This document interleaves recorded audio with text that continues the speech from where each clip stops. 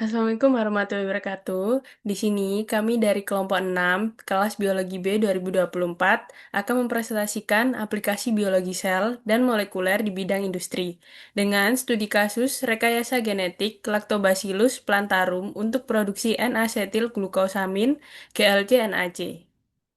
Di sini saya sebagai Anissa Nurfadila dengan NIM akhir 014. Dan saya Gabriel Devani dengan NIM akhir 009.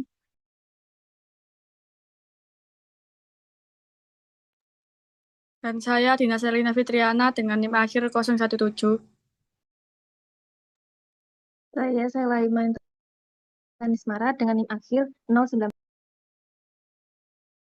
Saya Deladian Agustin dengan NIM akhir 024. Saya Latifatun Nisa Salsabella dengan NIM akhir 037.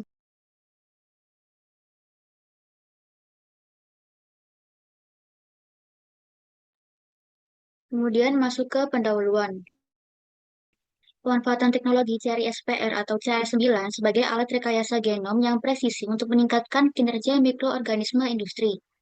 Lactobacillus plantarum sebagai bakteri asam laktat yang banyak digunakan dalam industri pangan, probiotik, dan bioteknologi memiliki potensi besar sebagai pabrik biologis.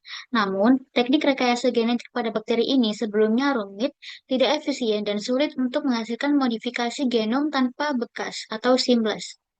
Penelitian ini mengembangkan sistem CRISPR atau CAS9 Assisted Seamless Genome Editing untuk memungkinkan perubahan DNA secara cepat, akurat, dan tanpa meninggalkan sekuens seleksi. Teknologi ini kemudian diterapkan untuk meningkatkan produksi N-asetil glukosamin, senyawa bernilai ekonomi tinggi yang digunakan dalam industri farmasi, pangan, kosmetik, dan kesehatan. Studi ini menunjukkan bahwa penggabungan biologi sel dan molekuler, terutama rekayasa genom berbasis CRISPR, dapat meningkatkan efisiensi produksi metabolit industri melalui rekayasa strain mikroba.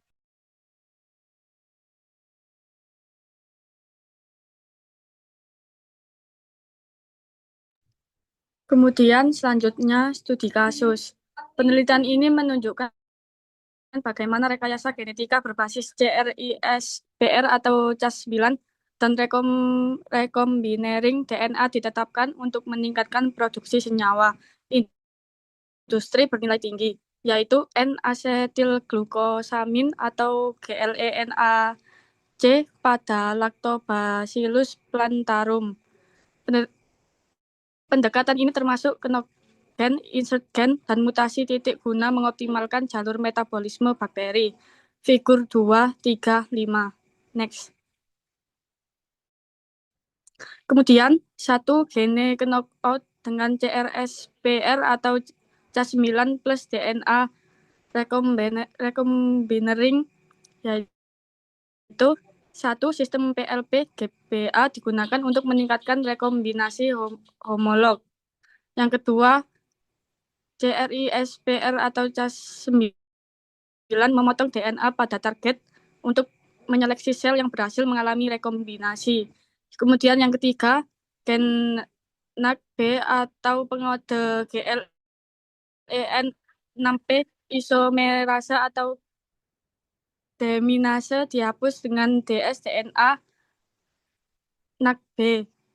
Kemudian penghapusan gen diverifikasi dengan PCR atau WT2.3 KB menjadi KO1.6 KB. Kemudian efisiensi meningkatkan setelah penggunaan fosforotioat pada ujung dsDNA.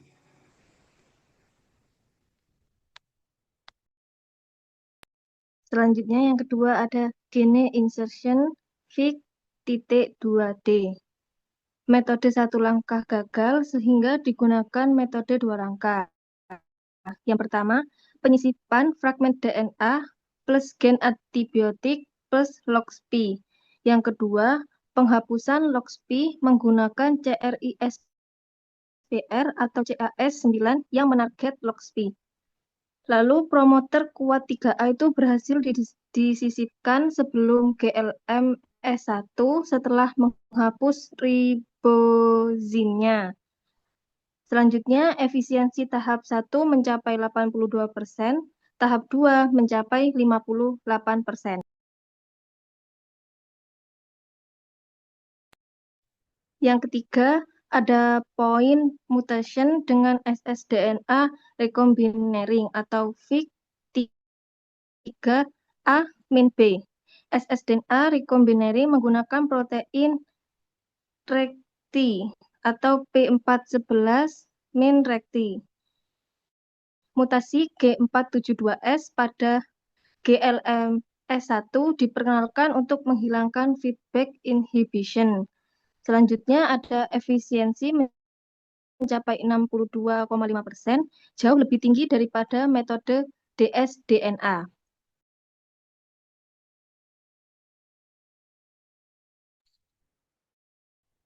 Lalu yang keempat ada optimalisasi mutasi titik pengaruh mismatch dan DAM FIG4A sampai D. Yang pertama, efisiensi meningkatkan jika ssDNA memiliki mismatch berturut-turut maksimal 5. Lalu penambahan metiltransferase DAM secara signifikan meningkatkan efisiensi rekombinasi terutama pada ssDNA dengan 3 mismatch. Lalu mismatch tipe C.T paling mudah dipertahankan dan paling efisien. Dan yang terakhir pada mutasi G472S dengan DAM efisiensi naik menjadi 71,4%.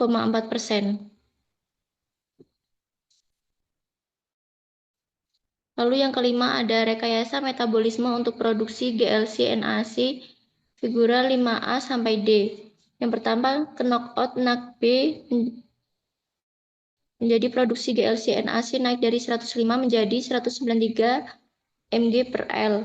Lalu penghapusan ribosim GLMS1 ditambah dengan promoter baru tidak meningkatkan produksi. Lalu mutasi G472S pada GLMS1 atau strain WG3 menjadi produksi naik menjadi 456 mg per L. Penambahan heme dan menaquinone mengaktifkan rantai transport elektron untuk mengoksidasi NADH menjadi produksi meningkat ke 797,3 mg per L. Dan yang terakhir, proses menunjukkan optimalisasi genetik ditambah kultur dapat meningkatkan produksi secara signifikan.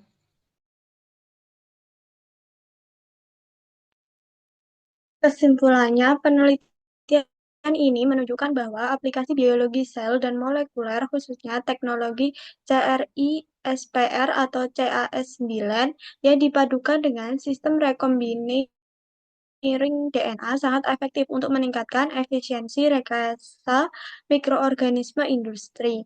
Melalui knockout gen, insert gen, dan mutasi titik pada presisi pada Lactobacillus plantarum, peneliti berhasil mengoptimalkan jalur metabolisme sehingga produksi N-asetilglukosamin atau GLC-NAT meningkat signifikan hingga 797,3 mg per L. Hasil ini membuktikan bahwa teknik rekayasa genom modern dapat digunakan untuk meningkatkan kemampuan mikroba sebagai pabrik biologis untuk menghasilkan metabolit bernilai ekonomi tinggi, sehingga sangat relevan bagi pengembangan industri pangan, kesehatan, dan bioteknologi.